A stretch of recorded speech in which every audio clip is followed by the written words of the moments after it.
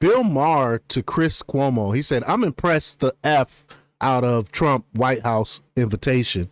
Now, this is on top of Democrats coming out saying, how dare you go out and meet with this man and all these other things. How you go sit down and have dinner with this man. I don't understand, like, Democrats, because they have different opinions, they don't want to sit down across from that person they have a different opinion with and have a conversation and try to find some common ground. They are totally against that.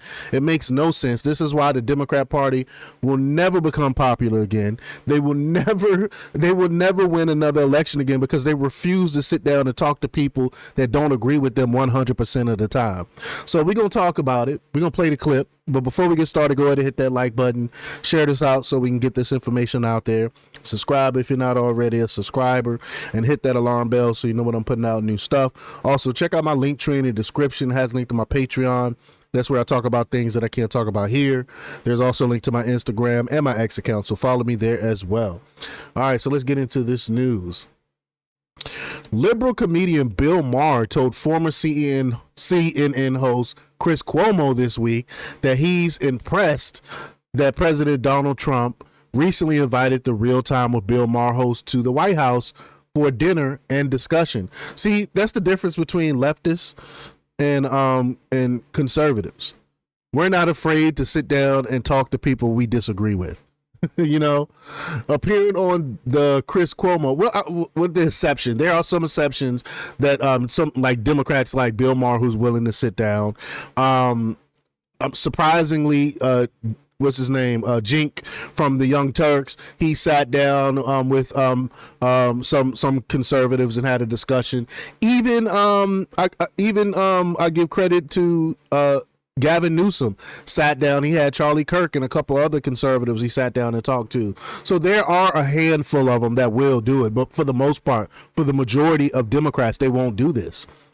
But appearing on the Chris Cuomo Project podcast, Maher explained he saw the opportunity to talk with Trump as a way to set an example for those who are opposed to simply having conversations with people on the opposite side of the political spectrum. So let's check out the clip here. Here we go.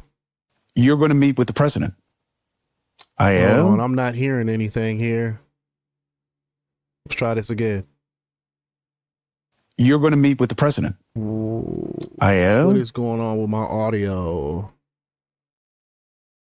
So Kid Rock makes it happen. Whoa. I'm sorry, y'all. I don't know if y'all are hearing anything, but my audio is really jacked up. I'm not hearing anything. So let me switch. Oh, man. I don't know what's going on with my audio. Let me switch to my headphones here and see if that helps. Oh, that's what the issue is. I have my headphones plugged in. All right. Sorry about that, y'all. Boomer tech, but I'm not a boomer. I got the Beats headphones, and the Beats headphones, when they're charging, I charge it with my computer. When it's plugged into the computer, the audio comes from that. So I apologize about that. But here we go. Let's try this again. You're going to meet with the president.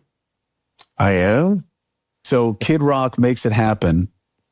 What do you think has been the response so far? What do you think it will be, and why are you doing it? Which I'm totally for, by the way, and I love it. I get it. Well, I'm doing it because, first of all, it was presented as a dare. not a dare. No, just like, maybe this is a beginning to heal America. No, I don't have some sort of complex where I think I can heal America. I can't. Okay, let's get that clear. I'm not going to be healing America. But if two guys who've been at each other for so long, I mean, it's kind of a Nixon to China thing. I have the credentials. There was nobody who was harder on Trump or more prescient about the fact that he wasn't going to leave office voluntarily than I was. I feel like I have the credentials. But they also respect me because I'm honest about the woke train to crazy town. Mm-hmm.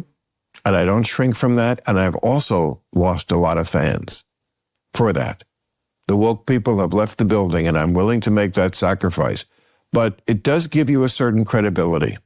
So I just think to meet somebody. First of all, it's an honor to be invited to the White House. Yes, it is. And I've already had a couple of people who I said to them, I'm just going to take it as a backhanded compliment that you glide right past the idea that little Bill Maher from Rivervale, New Jersey, just a humble kid from the suburbs, was invited for a private dinner to the White House. You glide right past that to how dare you talk to him, and that you're not impressed by it at all. I'm impressed by it.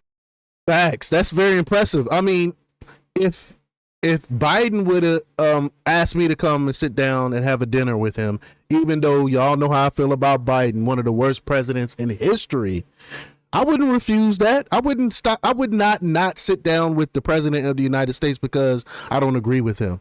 That would be an opportunity for me to sit down and talk and give my point of view and maybe have a little friendly conversation and debate. There's absolutely nothing wrong with that. I don't understand why. What is the left afraid of? Why do they not want to sit down with people that they don't agree with? It makes no sense to me. It a lot. I'm impressed the fuck out of it. I get to go to the White House, and yes, that is the structure of this dinner. Is just let's talk.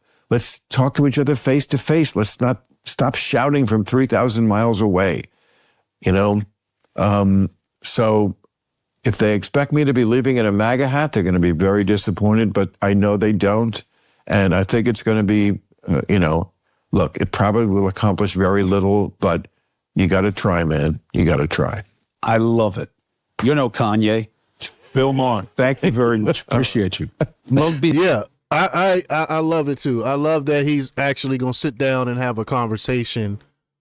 Musician Kid Rock was the one who thought up the idea to have Maher meet with Trump, telling the Blaze owner Glenn Beck, I'm actually going to try to unite this country. And I love it. I'm not going to play that clip. It's a short clip, but I'm not going to play it. But while Trump and Maher will likely never see eye to eye on every subject, it's possible for the men to find some common ground and help unite the politically fractured nation. And that's what I love. You should be able to sit down across the person that you disagree with and have a legitimate conversation. But y'all let me know what y'all think about this. Leave y'all comments down below.